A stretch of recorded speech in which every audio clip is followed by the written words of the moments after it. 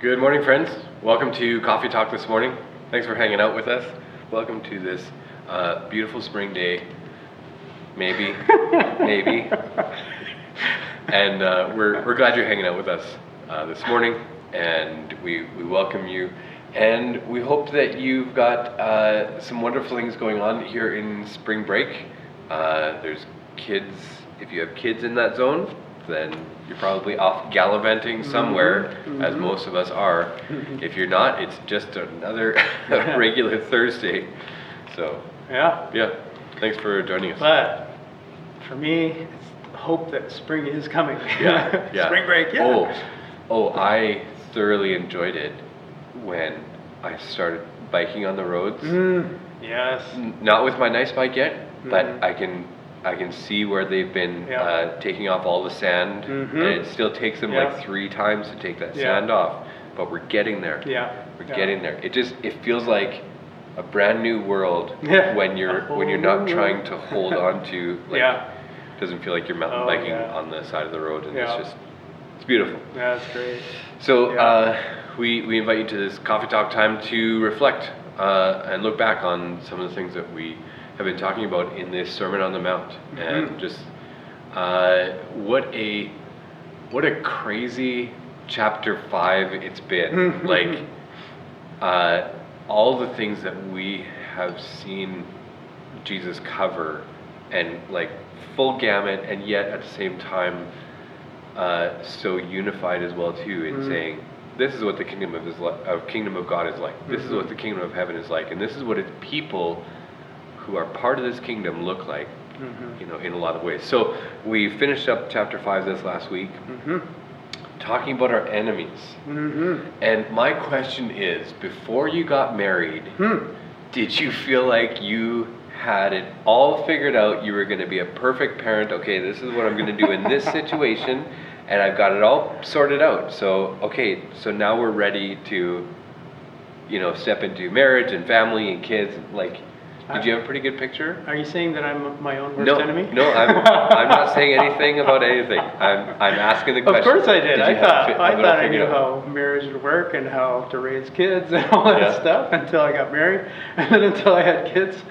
And now I don't know if I know either very well. Okay. So Gates family, if you could reply in the comments below. By God's grace, we're still a family, and I'm still part of it. Praise the Lord. Yeah, that's right. We had often, when we were dating, her family had cable. We didn't have cable growing up, so it was a big thing. So when we were at her family's house, we were at college, and then we would come back, and we were hanging out at her family's house one time, and they had Nanny 911, or like some of those nanny shows where it would show, here's a child acting crazy. Here's a nanny that just watches it, and then so then they help, and a lot of times it's about helping the parent just as much as the kid, if not more. Right? Like it's more about the parent than the kid. And it's just funny that we watched some of that, we had some conversations, and then we kind of got to that point of saying, you know what, I think we would know exactly what to do in all of these situations. And it's just so funny that when you get into that situation, you really have to, Nanny 911 and these TV shows did not prepare me for all these things that we had to do. Right? And you had to be able to not just think on your feet, but think about, what's the point of all of this, and how and I think very rarely do we sit back and think logically in those moments when our kids, are doing stuff that we couldn't have even fathomed would happen. And I'm getting there, but there was one thing that you kind of referenced was this dynamic relationship with God, that it wasn't just about the rules. That Jesus referenced some of these Old Testament laws, and it wasn't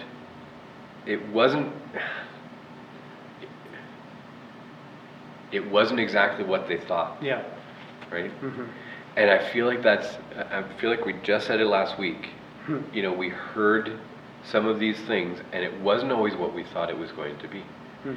And so that's what I wonder, even just like, okay, same with parenting, man, it catches you off guard. Yeah. When it comes to, in those moments when you have an altercation with your enemy, hopefully it's not your kids, hopefully it's not your wife, right? When you're in those moments where it's, I'm kind of blinded with rage against this person or against it, like, I think God calls us to, yes, understand the rule and understand where he's heading with it, but realize there's something greater at work in all of this. And if, yeah. So I mean, you also brought us to this one thought by Dallas Willard, which is where I really wanted to go. Can you remind us what that quote was from Dallas Willard, or the gist of it? The idea was, I think that you're referring to is, he said,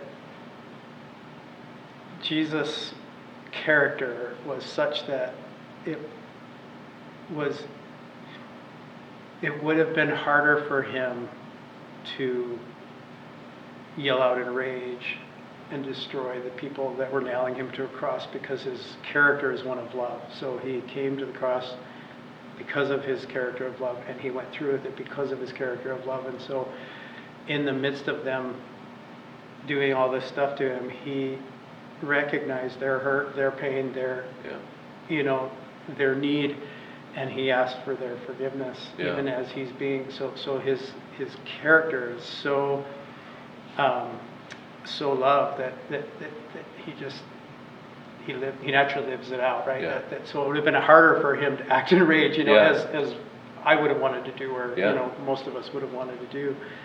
And I think that's kind of where you're getting at too. Like, their character is what's at stake here, or what God is working on here. It's like he doesn't want us to take this character of sin and try with all our might to act like this person. He wants to take this character and replace it with this character in our hearts through his work in us.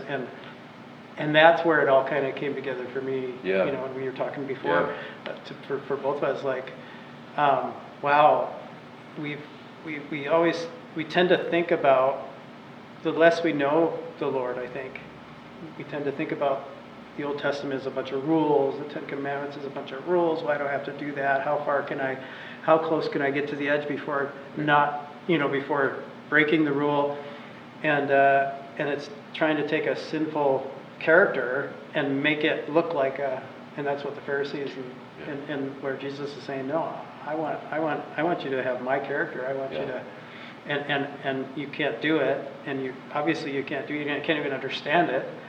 So I'm going to do it for you. It's just so wonderful. That quote just spoke huge volumes to me about especially the nature of God and the nature of our sinful, natural human tendency. Because in that position, it is against God's nature to go against himself, right? So he is who he is going to be, and by doing that, he is God. And so,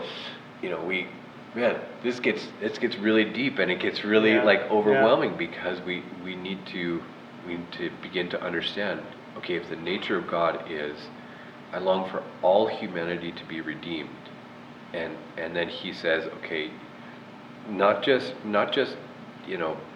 love the people who love you. Actually, I'm going to call you to something deeper and greater.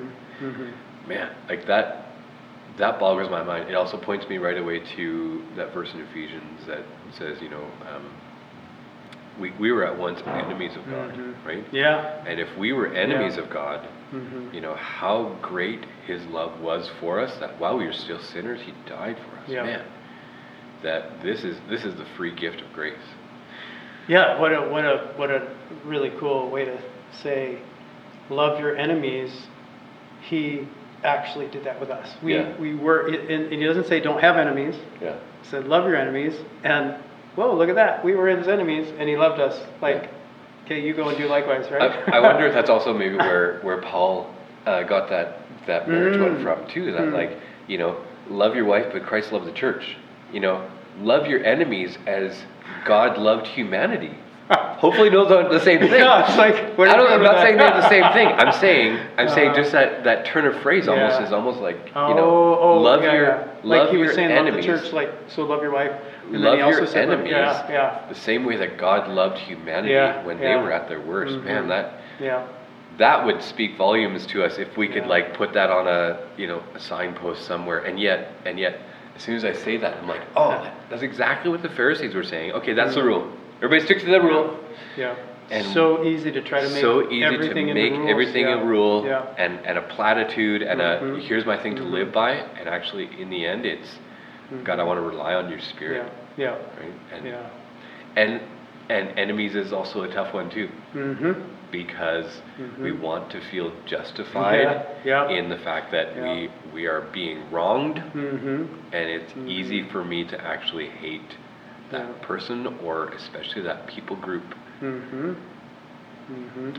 going to stop there because I feel like this is a message for the time. It's very relevant. Yeah, so relevant. I mean, Jesus is, obviously, he knows us better than we know ourselves. So humanity, even though the world is a lot different, it's still humanity. Yeah. And we're still sinful creatures going our own way, and it looks different and whatever, but he's like, I'll take that and I'll make you into this, I'm trying to remember if this was a conversation we had or if it was something you said in the sermon where you said Jesus still had enemies. Mm-hmm. Was that in the sermon? Yeah, I mentioned it. Yep.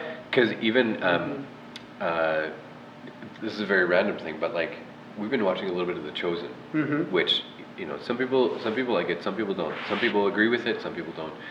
But around Easter and the beginning of April, they're actually going to be releasing a whole bunch of episodes of the new series because they're now under Amazon Prime, which is kind of interesting. That's a whole other thing. But then on Easter weekend, they're actually going to you can sit and watch 8 hours of season 5, which is Christ being led to the cross. They're going to push that out. But like seeing Jesus in that light and being reminded also, not because of The Chosen, that was a separate thing. Looking in the Gospels and seeing Jesus actually had some enemies. He had people plotting against him quite often. He said some controversial things. He actually challenged a lot of even people, his own family, his own people in his town, stuff like that. Like it wasn't that Jesus was trying to be liked and to be nice to everybody. Yes, he was, but he never sacrificed the truth for that, right? Because the truth was more necessary. Yeah, totally. Because this is what God sent him to bring was the truth and the life. Yeah, I think that he demonstrates. Obviously, he's the perfect human, the whole, complete, perfect human that is the example that we could actually become. Yeah. In his power, not better than him, but to reflect him, put glory to him. Like that's our greatness, is we can become people who reflect God's glory, become like Jesus. But when I think about him, you said be nice, not that he was. I like kind a little better, be kind. Yeah. But there was a girl in my previous ministry that worked with children, and everybody knew she loved the children, but she could yell at the children in a way that they knew she was loving them, right? Okay. And I picture Jesus. I read the woes in Luke 10, I think it was today, 10 or 11, and he says, "Woe to you, Pharisees! You clean the outside of the dish and not the inside," right? Yeah. And I've often pictured him saying, "Woe to you!" Yeah. But now I kind of think, as I think of him loving his enemies, I think he's like, "Woe to you!" Yeah. And that change totally changes it, right? Like, I'm loving you, I'm warning you. Yeah. You're cleaning the inside or the outside of the dish. Woe to you if you don't recognize it's the inside that matters. Yeah. Woe to you for this and when you kind of start to see that he is kind and loving in all he does, and yet very, like he says to Peter, "Get behind me, Satan." Peter still loved him after that. He still loved Peter after that. But sometimes you just have to say the truth, right? So here's a crazy tangent we could go on. Those weren't his enemies, but he had some stern words for them. Well, I think they were. Yeah. Because they were the ones at the time. They're the ones taking him to the But cross. ultimately, he longed for them to also be redeemed. Right. For all the Pharisees, right? And even though he would say, Pharisees,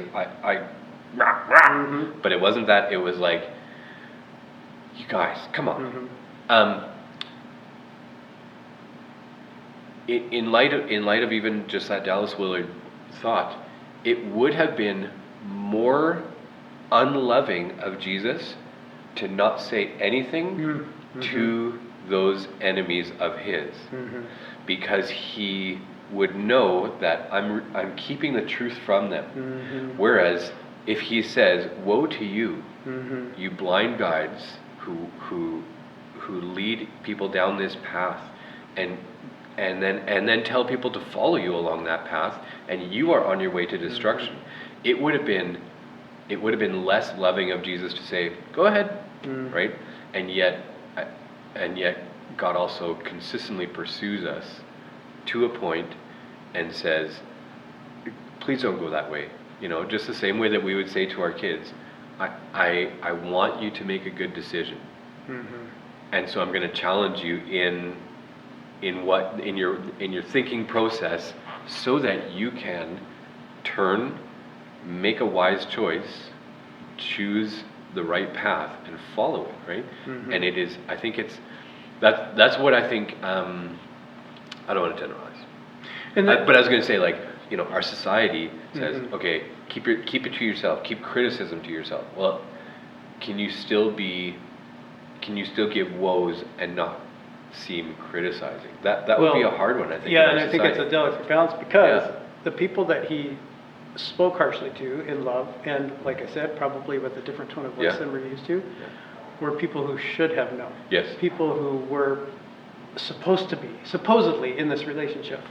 The people that were outside, who we would call sinners, and tag them, they called sinners, those are the people he went and touched, and he loved, and he showed, like he didn't, he invited, and so we have to be careful. Gentle, right? What's that, Ezekiel, he was gentle with a bruised reed, right? Yeah. He doesn't crush a bruised reed. Right, that's Isaiah, but Isaiah, sorry. Yeah, that's all right. I just remember talking about it I'm not the around senior Christmas pastor. time, But yeah, it's challenging stuff. This Sermon on the Mount, and it keeps going. Like we have chapter 6 and chapter 7 still, and but it's challenging in a way that's more beautiful than I ever understood. Like this time through for me has brought it home in a way that I'm just so I'm so thankful that I get to even be thinking about it myself in a way that it hasn't before. Meaning that I'm starting to grasp the love of God for me, and the love that He wants, He's inviting me into. And a love that isn't like, okay, I can go this far for myself and then it's not loving, but it's a love that that I am so caring for people that I can just love more and more and more. It's like the quote by Tim Mackey on Sunday, where he was talking about with rules you can kind of come to a limit. Like, okay, I've done it, I've done it. But God's inviting us into this opening up of life that's more and more and more and more and more. And in a way I can't even imagine it, because it's just too much bigger than my experience, right? But in another way, I'm starting to be able to start imagining it, you know? And I think that's what he wants to do with this sermon. I think that's what he's inviting us into. Change from this sinful nature that is restrictive, and you see rules as, okay, I'm going to try with all my might to be this way, but in the end, okay, maybe I sort of it, but then you still miss it because you're still a sinful. I'm changing you into this person Yeah. who now will start naturally loving, will start naturally, like you're naturally going to love the Lord your God with all your heart, with all your soul, with all your mind, with all your strength, because why wouldn't, like that's your character, that's what Jesus does, that's who you are. Why wouldn't you want to do that? Because it's the greatest thing you could ever possibly do, and love your neighbor as yourself. Like, you know, we are most fulfilled when we live as God made us to be, and he made us to be this character of love that he is. So, I don't know, it's just starting to hit me. And I'm hoping that it hits other people before, because I've read that many times and not gotten it. Yeah. And I'm starting to. So hopefully, you know, us talking about it, sharing it, preaching it will spark that for other people too. And I feel like for sure it's one of those ones where we've read it 1,000 times for some of us. For some of us, we've read it a couple times before. For some of us, this might be the first time we're hearing it. Yeah. And as we kind of pause and think about what is Jesus actually saying and how does this fit into the larger scope of his ministry, community, and purpose, man, does there become much more depth as well to all of this. And kind of like I said at the beginning, that to say, if you miss this, you kind of might miss a large part of what Jesus is about, because Jesus is saying the kingdom of God and its people are going to look a lot like this. Yeah. And that's such an oversimplification of everything that is in the Sermon on the Mount. But yet, you know, like even when you're saying, you know, it's more than just the rules, right? Could you imagine if everything that God required us to do to fulfill everything that he called us to? Okay, you read Bible for 10 minutes, you know, were okay, not great, but you know, you were okay to the people around you, somewhat kind, you know, you weren't an enemy to anybody, and you went to church and you put money in, and done, and you've now fulfilled everything. I think that's not relationship. And that's kind of a minimal way of living, right? Like, okay, got my stuff done, now what do I do? Where he's like, hey, I'm inviting you into this thing where there's something more you can keep doing. And the beauty is, like, for some of us as we're getting older, we're getting tired. We're like, oh, really? More? but Jeff, you're moving to Nicaragua now. But in the kingdom, when he returns, we will have full vitality. We will have the energy we always had, and I don't know, who knows how much more we'll have. Like C.S. Lewis says, the blues are bluer, the greens are greener. My energy is more. You know, further up and further in. Yeah, exactly. Man, that's going to be a good one. So, we hope that you are continually chewing on these things and reflecting on them with people around you, not just on your own, but actually challenging each other this way as well too, around your dinner tables or wherever you find yourself. And with that being said, we love to find different ways to make a community around here. And so we have something coming up this week. Yes. Which you should know about Tomorrow because night. we've said it so many times. But Jeff, what is it? Yeah. This is for the women in our midst. Tomorrow night is trivia night. It's very trivial, so no, I'm just joking. They're gonna come after you now. It's not trivial in that what it's about is getting together and having fun together, and so that's the point. But how the women are planning that is a trivia night, and I guess last year's was awesome. So many people had so much fun. So 7 to 9 tomorrow night, and right here in this room. Yeah. I would love to know what the root word of trivial is, because man, I think we've twisted it, because I wonder if it's like the French travail, like the work that we do or the things that we do. Right? Interesting. Yeah, I think there's something more to that. I don't know French to know that, but I think there's something more to that. Huh. So that's this Friday, like Jeff said, and so that's that day. And then coming up, we have a couple more activities going on. April 6th. We're going to throw this one out there. April 6th is a Sunday, and we are doing another soup and buns. So right after the service, in this room again. This room gets a lot of use. It's a great room. We're going to, right after the gathering, Sunday morning gathering, we'll come in here and lots of different soups and have time to connect and, talk about maybe Sermon on the Mount stuff. Yeah. Maybe we'll have a question for that day. Okay, you have to ask this person across the table from you, like this question. So that's on the Sunday. And then a couple days later, on the Tuesday night, we're going to have a men's night, a men's pickleball night. We really enjoyed the pickleball that happened a while ago. And we thought, okay, we need to get some of our men together. And so we're going to do April 8th. It's a Tuesday night. We're going to get everybody together in the sanctuary and do a men's pickleball night. And you can see details here on the screen. And hopefully you're getting excited for that. Invite anybody that you would like to come, and just come and have a fun night together. And so yeah, it'll be good. That is April 8th, Yep. Tuesday. Another thing that's coming up as well too is that we're going to be talking a little bit more about in the Sunday service, but a little bit more information here. We had talked quite a few months ago about transitioning our website over to a newer one. What that also means is not just a new look, but actually a whole new domain and website. So like, it's almost like we're moving, like when you go to somebody's house, you're like, okay, I know I go to this place and I turn left here and I do that, right? They are at 3364 McMillan Road, and that's the address. We're moving. We're going to be moving to a different address, right? So we are not going to be lakeviewheightsbaptist.com anymore. We are going to be lhbchurch.com. We talked about this, which is great. It's shorter. You only have have a lot less words to type. Sorry, go ahead. So you can actually go there now, and you can check out the new website, lhbchurch.com. And it is all up to date, and it is continually being updated as we go. But we've been working on this for a couple months now. It's pretty cool. So we're very thankful to Clayton Kessler for really helping us get this off the ground, and for Lori in the office to be right into this as well. And so we're going to move that direction. That doesn't necessarily mean that right away our old site is done, but it is going to be in time. So you can look forward to that. And we also have new emails to go with that as well too. So I am Kevin at lhbchurch.com, Jeff at lhbchurch.com, Chris at lhbchurch.com, office at lhbchurch.com.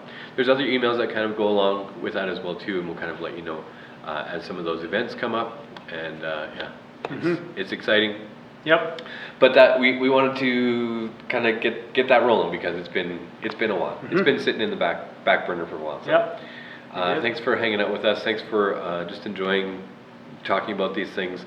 I hope and pray that you don't just love your friends and those who are kind to you. I pray that you choose something greater and much more difficult, which is to love your enemies. And so blessings on you as you do that.